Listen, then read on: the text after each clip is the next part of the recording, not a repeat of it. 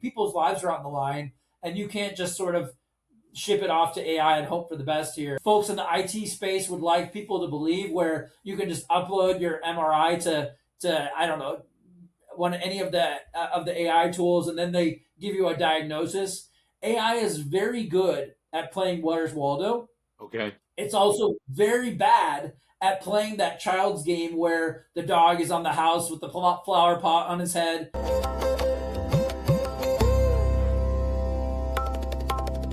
Welcome to Humanity in the Age of AI. Today we're blessed to have Anthony Dispenziere, CEO of Reno Radiological Associates. He's going to tell us about AI impacting this wild world of radiology. It's got a great use case and some very, very intricate case scenarios with physicians and how it's evolving in our healthcare world. I'm Shubalok G. My grandparents and mother were freedom fighters with Gandhi in India, so I've always surrounded my career with change initiatives in healthcare. I'm a classically trained tabla player with a side project, Ganges Delta Blues. And for the last 6.5 years, I was doing digital transformation in healthcare.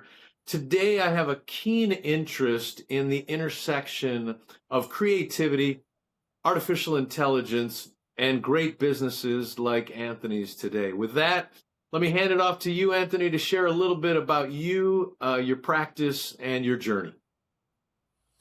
Hi, thanks for having me. I'm Anthony. I've been working with our practice now for just over 10 years. We are the largest independent practice, physician-owned practice in our region. And we have a really great practice here in Reno, Nevada. It's an outdoor paradise. People don't really know much about Reno, or maybe they know from Reno 911 or some of the cultural... I'm guilty. I don't know much about Reno, so I want to learn more. Well, it is. I've lived in most parts of this country, and I tell people I don't know where I'd rather move. Honestly, we're about 30 minutes from skiing. I think it's actually the best skiing city in the entire country because Lake Tahoe is only, depending on where you live, 15 to 30 minutes away, and it's surrounded by 30 ski resorts. And also in the opposite direction, we have the desert, and we have California just nearby, and so you can play golf and you can ski in the same day. Wow. We say that pretty much any activity you can find with an ing in it is usually findable here. It is, we call it the cheapest city in California because we're 15 minutes from the border and we have no state income tax. It is really a marvelous place to live. 300 days of sunshine. The humidity, the lack of it, really moderates the temperature on both ends. And honestly, I love this area. I don't know where I'd rather live. Fantastic. So tell us a little bit about the practice and how it's evolving since this wave of AI. Absolutely. So we are owned by a group of physicians. So I'm the CEO of the group. I work with our physicians. We're a very flat democratic organization. We really focus on keeping things simple and clear so that the doctors can focus on the medicine and not be so consumed in the administrative aspects of things. We have a really strong partnership with our dominant healthcare system partner, Renown Health. Most dominant health systems have, say, a 40% or so share of their local market. Renown has somewhere between 65 and 70% of their market. And if you think about it, every patient that comes into the health system, 90+% of them have some touch point with radiology. And so we have a really good working partnership with those folks. We have a lot of interaction to make sure that we, in partnership, are delivering the best experience we can for the patients in our local community. We have about 100,000 square miles of catchment basin where we draw patients. So if you think about Nevada, it is a huge area, and everything in between Salt Lake, Sacramento, and Vegas is basically where we draw our patients from. And so all the complex cases come here, all the interesting stuff comes here, and we really are a tertiary care center for probably one of the largest areas in the country. And so we're occasionally on the news for interesting cases and interesting actors who get injured and other stuff like that. And so it's a really interesting place to practice medicine. Most people think that it has anything to do with Las Vegas. it couldn't be further from the truth. We're 8 hours away. Uh, Oh, wow. it doesn't get nearly as hot here as it does there. We're actually west of LA and north of San Francisco. And so it's a very different climate. It's a beautiful alpine area, but you can also get, if you're cold, you can go down to California. And if you're hot in the summer, you can go up to the lake. And so it's a really stunning area of the country and one that people really don't know a whole lot about. And so I find myself being a bit of a travel guide sometimes because it's just a place I love living, and I don't know where else I'd rather be. Excellent. So, a lot of people talk about how AI is, I don't want to say replacing, but, in a lot of cases, all the messages are AI is replacing, humans. Can you talk a little bit about that and how it's impacted radiologists and your overall practice? Absolutely. With respect to AI, it is a tool. It is a tool that we're using in our practice, probably more than most practices, to really augment our services. But I like to use this analogy. PACS is the digital archive system where scans and everything is sort of digitized and shared within the ecosystem of the hospital. There were radiologists working before PACS. Those radiologists said, if everybody has access to the image, why will they need us? And so PACS made us more efficient. Actually, it bought us about 20 years of efficiency because we used to be hanging scans on light boxes and looking scan by scan to try to figure out what was going on. With the digitization of images, things got a lot more efficient, and we were able to buy. We were almost getting tapped out with resources in that capacity, in that environment. And PACS brought us a whole bunch more efficiency and bought us time. If AI delivers as promised, we will have that same effect where we'll have enough efficiency to be able to combat the ever increasing rise in radiology volume. Nationally, radiology volumes are absolutely skyrocketing for a number of reasons. It's practice insurance for those who would order imaging. If they don't know, they order imaging, right? And they call it CT the donut of wisdom. They say that the CT scanner sometimes is the entrance to the ER. That's the industry joke. And so when you don't know, you order imaging, right? And then our patient demographics, folks are getting older. They're requiring more health system services. And so imaging volumes continue to go up in our industry. Radiology staffing services are actually on the decline after COVID. A lot of people quit, had a lot of turmoil in the market. And so there are ever few radiologists and way too much volume in our industry. So it's a weird confluence of factors that are affecting our industry. And if AI really delivers as promised, they will maybe eventually operate like a resident where they do a lot of the lower level work. They bring our attention to important matters, and they're doing a secondary check to make sure that we're focused on the right things and we're practicing to the top of our CV, if you will. But also, healthcare by nature is the last impacted by technology. We're the ones still using fax machines, right? And we do that by design because you don't want to kill people with new technology, right? Yeah. You don't want to be right 95% of the time because you still get sued on the 5% you miss. And so you really have to be careful about using technology in healthcare in general.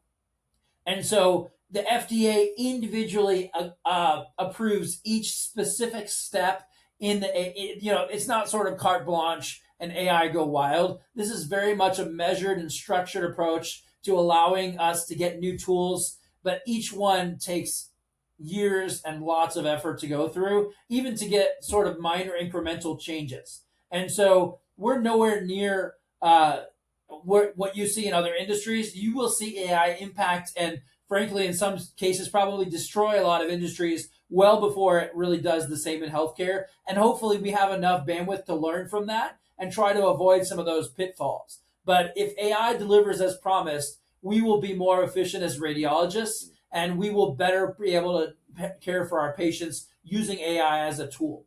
So I was speaking to one radiologist and they told me they spend all day in front of their computer validating the results from AI. But can you help us understand the patient flow and how the physician is impacted and how your practice is impacted? Absolutely. If you want to pick Like I a said, specific case, I mean, obviously not personal, but I'm in a particular, I don't know whether it's oncology or, if there's something you want to talk about, that'd be great just to give our audience just a glimpse.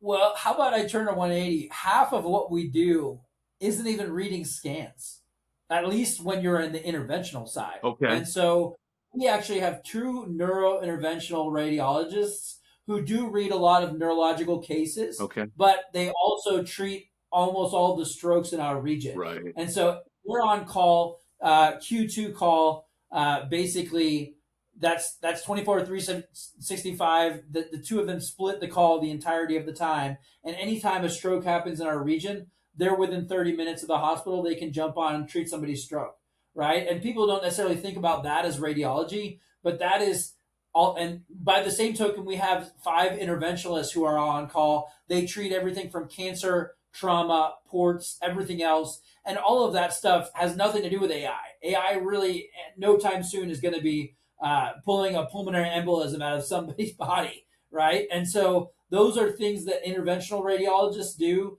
that are sort of AI proof, if you will, at least for the long term future. And then beyond that, AI as a use case. I mean, just look at mammography, for example. We are probably using that at a higher rate than any other instance. AI is basically anybody that comes in with a scan.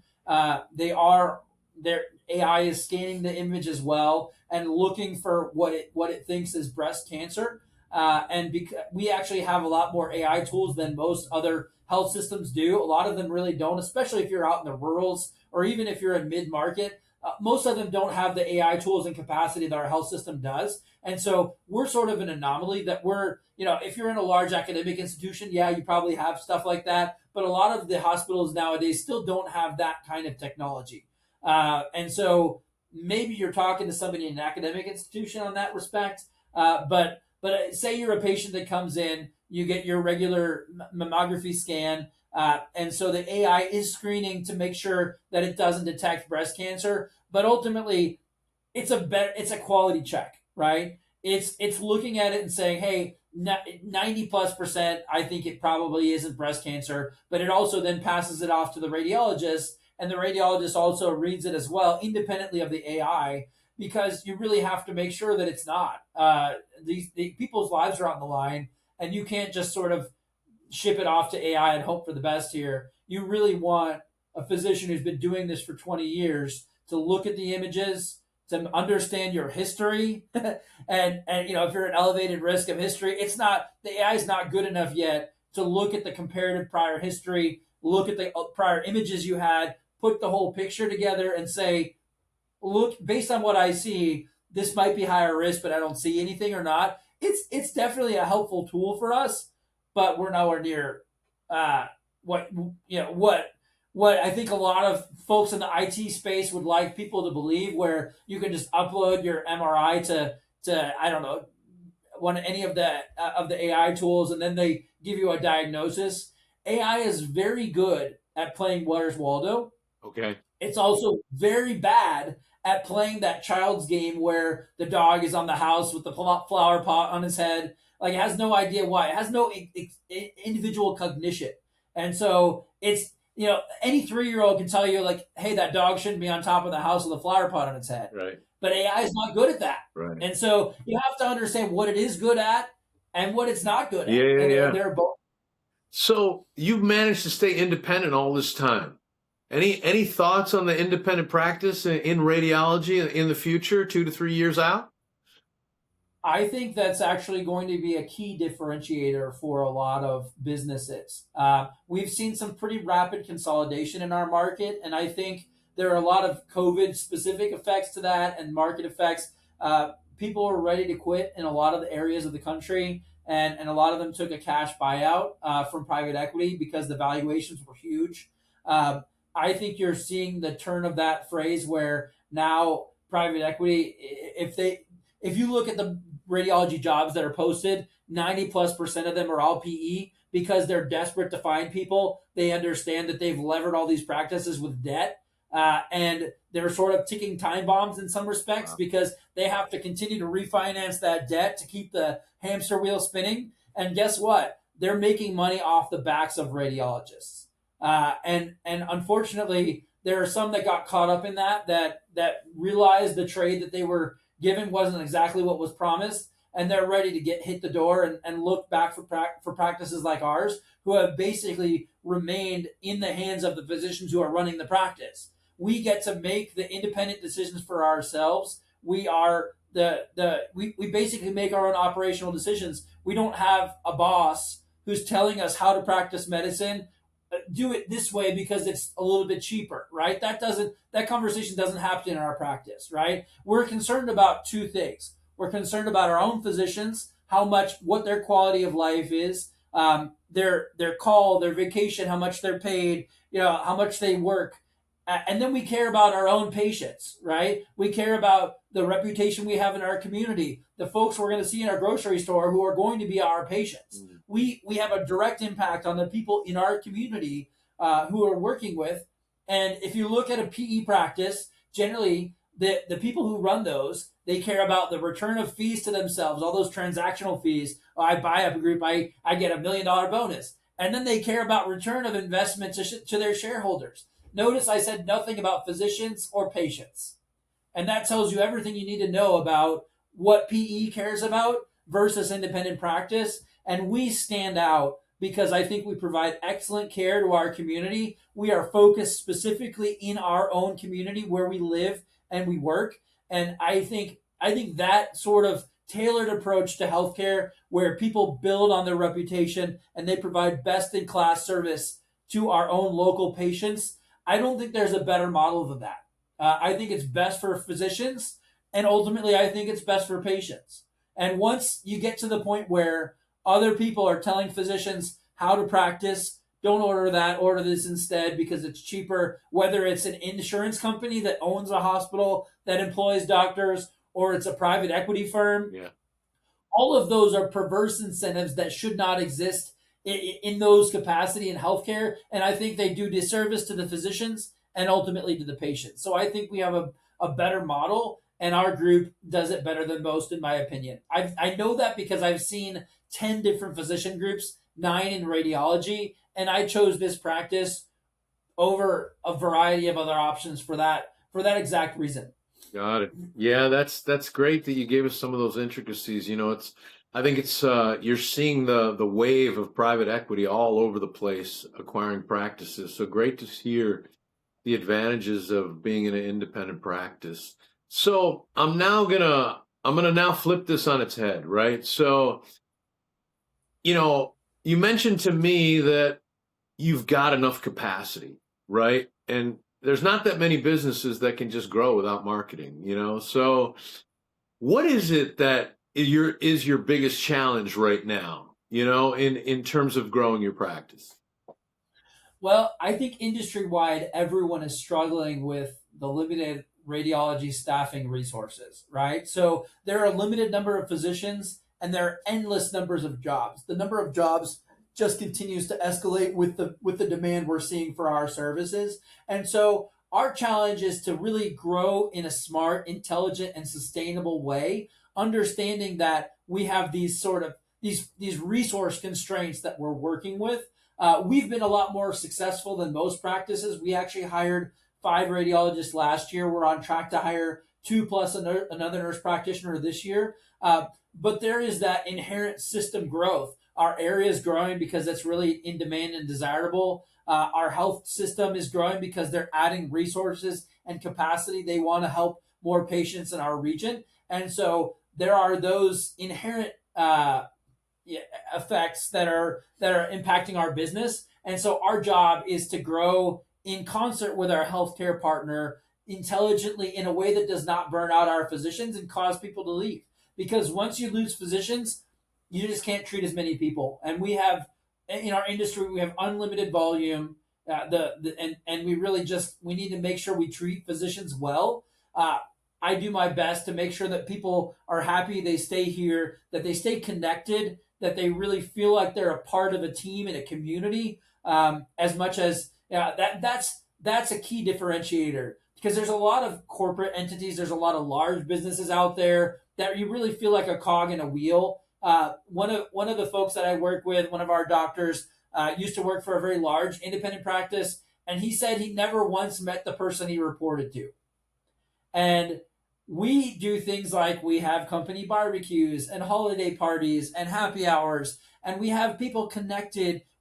Reno's the Goldilocks zone because it's large enough to be a community that has everything you want, but small enough to still feel like a small integrated community where you can really make an outsized impact. And our group, by the same token, I think is in the Goldilocks zone where we're large enough to be subspecialized to provide the breadth of services that really positively impacts patients, but we're small enough to still feel like a working group of collegial physicians who get together monthly and really work on the business and interact with each other in a positive way. So that's a little bit about our circumstances and a little bit of our secret sauce, if you will. So I don't know a lot about the outcomes, so this may be a bit of a naive question, right? But I've done 7 mission trips to Colombia. So I have a special affinity to Colombia and India, of course. So I'm wondering, is outsourcing, if you can't find physicians, is that an option in this practice? It's funny. A lot of people go to telerad as a last resort, and especially around critical, When you say hard when to you say a find lot of staff. people, you mean the actual patient or you mean the physician practice? No, I mean the physician Okay. practices and even the hospital systems. Yeah. If you're at a last resort situation where you're going to have to close your doors if you don't have radiology staffing coverage, you'll take anything as a last resort, and typically telerad is a last resort option.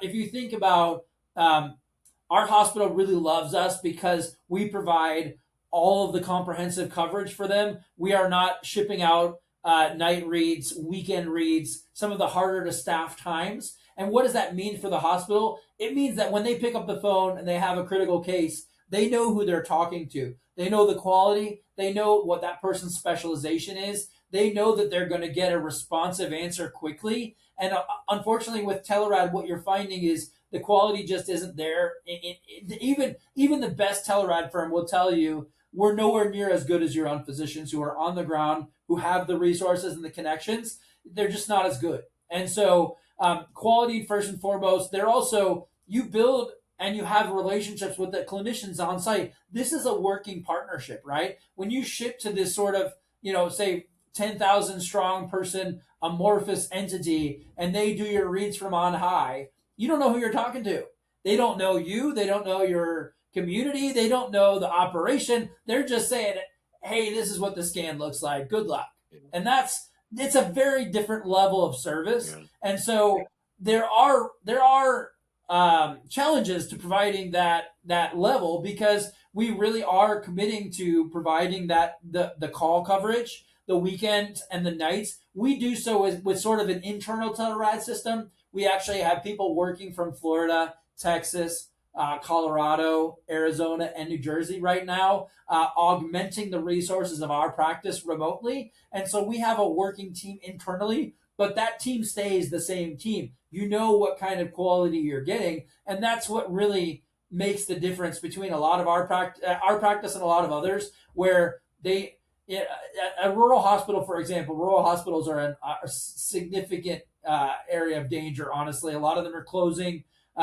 They're outsourcing to teleradiology at exorbitant prices because that's all they can find.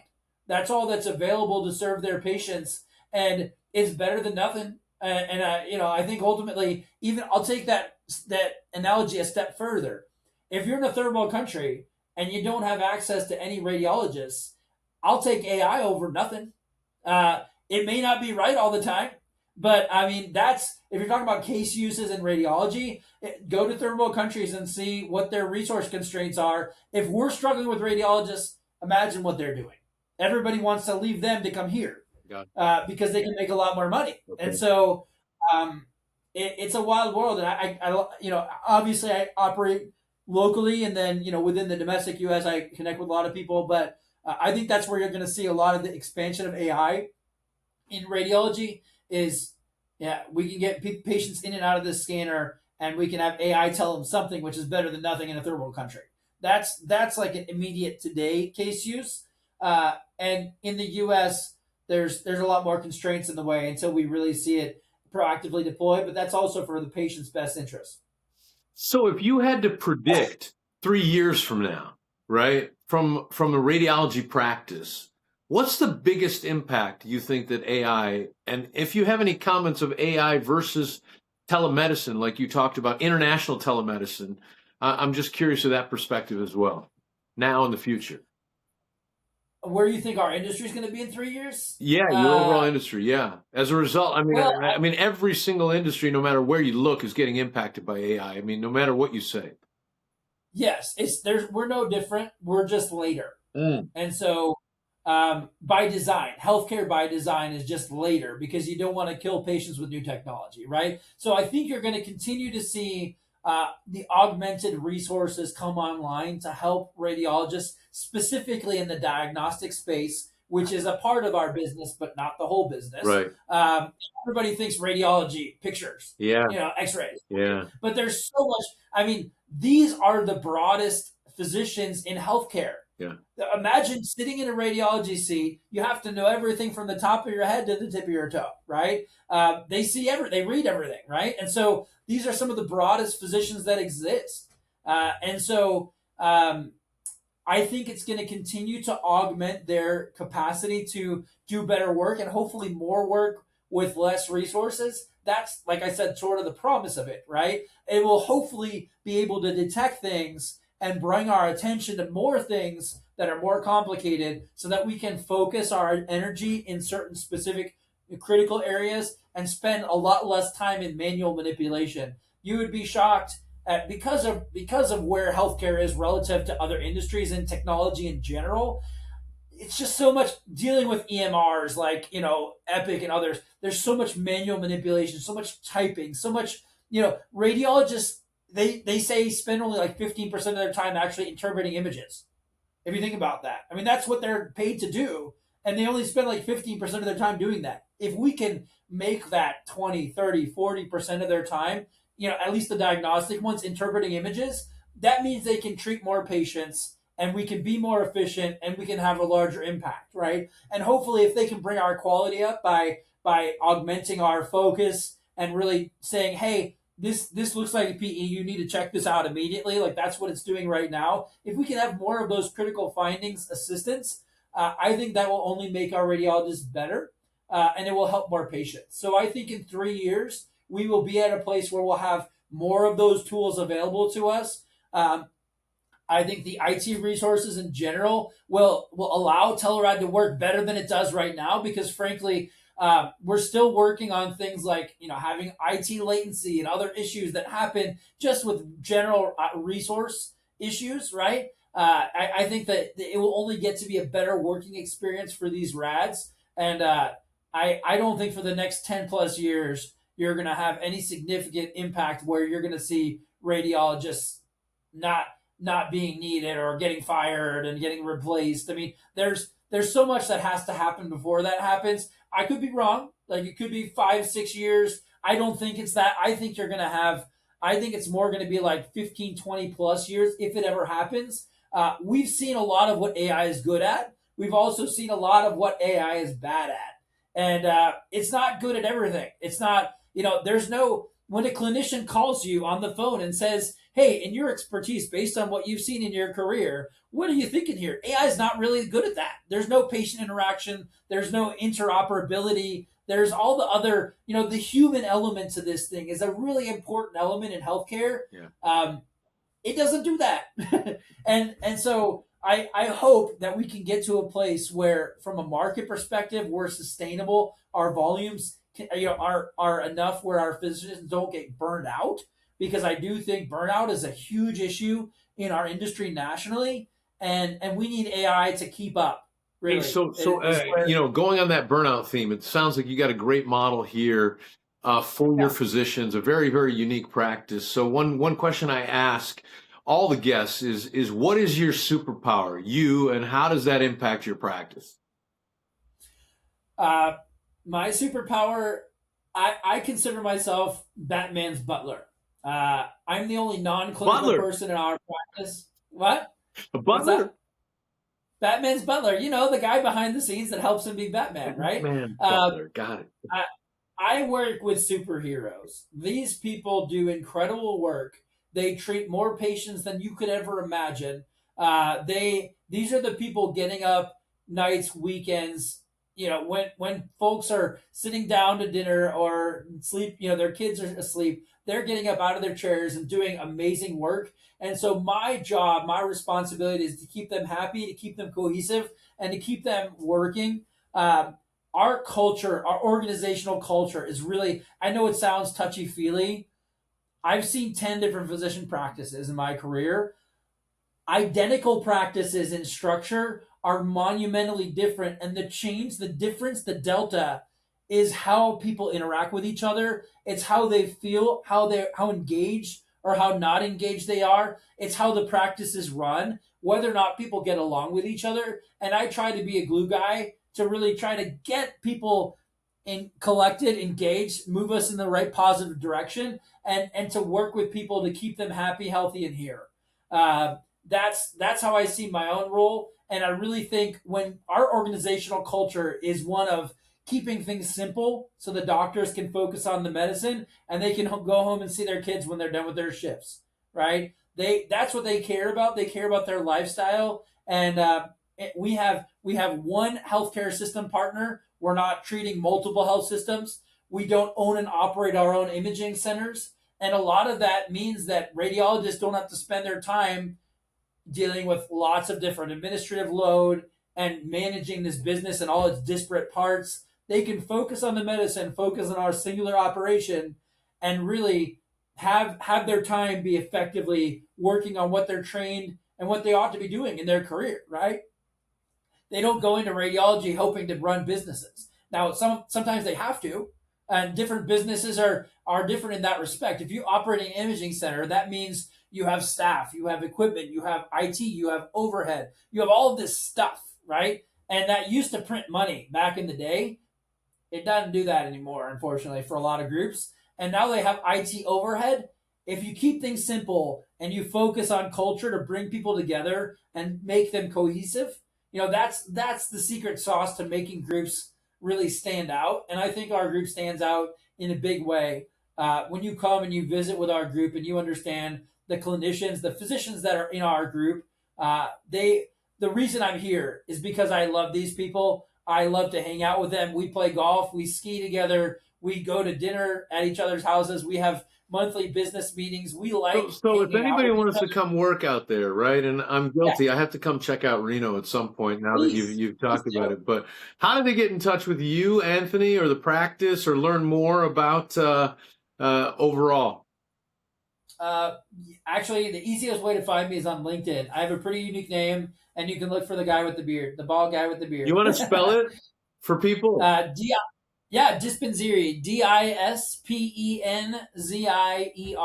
All right. And I tell people that I'm in the business of helping physicians. Obviously, the ones who pay me are the ones I usually do it for the most, but this is a small industry, and I like to help people make better decisions. That's sort of my passion, what I like to do. And so, if there are folks out there who are interested in radiology, talking about different things, please reach out to me. I would love to connect with you, and I'll do what I can to help. Fantastic. It's been a real pleasure meeting you, and thanks so much.